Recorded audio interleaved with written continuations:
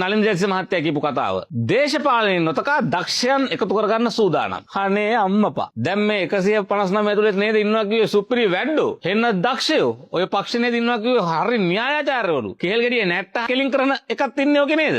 දැන් නැද්ද? අපිට කතා කරා ඉඳන් නැහැ ඕම එනකොට අනේ ඇවිල්ලා මේ මොකක් හරි කරලා දෙන්න කියලා. වැඩ බැරිකම වහගන්නකට කියන්නේ දක්ෂයන් එකතු කරගන්නවා කියන එක නෙමෙයි. අපිට වැඩ බෑ. අනේ කවුරු හරි ඇවිල්ලා උදව් කරලා මේ ආණ්ඩුව හදලා දෙන්න. මේ ආණ්ඩුව ගොඩ දාලා දෙන්න. අපිට දැන් කෙලවෙලා ඉන්නේ. ඕක තමයි අය කියන්නේ දක්ෂයින් එකතු කරගන්න සූදානම්. ඔයිට වඩා ඇත්තටම අපිට සමාජ මාධ්‍යයේ ඉන්නවා ඔයාලගේ පක්ෂයට උදව් කරන මිනිස්සු. ඔය වරාය අමතර වඩා හොඳට විශ්වචින්තනට වරාය අමතකම දුන්නා නම් ඌත් කරනවා. හරි. දැන් බලන්නකෝ ඔය හිටපු වෘත්තීය සමිති නායකයෝ දැන් ඉන්න විදියට හයිකෝට් ඇදලා පිළිවෙලට ඉන්නේ. හැබැයි වැඩ කරන්න පුළුවන්ද? බෑ. නලින් ජයසිංහ මහත්තයාට කියන්න වෙනවා දක්ෂයින් තෝරා ගන්නවා දේශපාලනේ නොතක.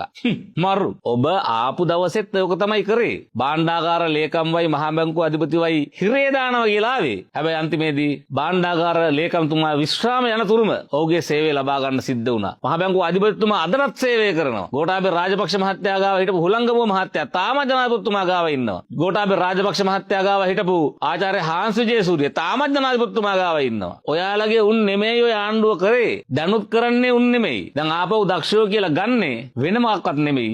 දේශපාලනිකව මේක කරගන්න දැනුවත් තියෙන මිනිස්සු නෑ. ඒ නිසා දේශපාලනය කරන්න මැති ඇමතිකම් දෙන්න. දැන් ඇමතිකම් බෑ කරන්න. දැන් කොහෙන් හරි එකෙක් උස්සගෙන ඇවිල්ලා වැඩක් කරන්න පුළුවන් මිනිහෙකුට ඇමතිකමක් දෙන්න ඕන. ඒක තමයි මේ වෙලා තියෙන්නේ. ඒක තමයි අර දිස්ත්‍රික් සම්බන්ධීකරණ කමිටුව වල රාජ්‍ය සේවකයන් නීති ගැන කතා කරද්දී ජනාධිපතිතුමා ලොක් වෙන්නේ. ඒ කියන කලපුරුද්දක් නෑ. පළපුරුද්දක් නෑ. දැනුමක් නෑ. හැමදාම කාට හරි බැනලා කෑ ගහලා විවේචනය කළා තමයි පුරුද්ද තියෙන්නේ. හැබැයි වැඩේ කරන්න පුටු විද ගත්තට පස්සේ තමයි තේරෙන්නේ මේක ඇතුලේ මීට වඩා ලොකු සංසිද්ධියක් සහ වෙනම වැඩපිළිවෙලක් තියෙනවා, වෙනම සැලැස්මක් තියෙනවා කියලා. වෙනම සිස්ටම් එකක් තියෙනවා කියලා. ඒ සිස්ටම් එක ඇස්සේ මකුළු දැලක හිර වුණා වගේ ජනාධිපතිතුමාත් හිර වෙලා මේ කැබිනට් මැති ඇමතුරුත් හිර වෙලා. දැන් කියනවා දේශපාලනීය නොතකා දක්ෂෙන් එකතු කරගන්න සූදානම්. එහෙම කරගෙන හරි මේක ඇදගෙන යන්න දෙයියනේ කියලා. හරිද? ඔයාලගේ අර උද්දච්ච ටෝක් දැන් ඉවරයි. හරි ලොකු ටෝක් ඉවරයි. පොර ටෝක් ඉවරයි.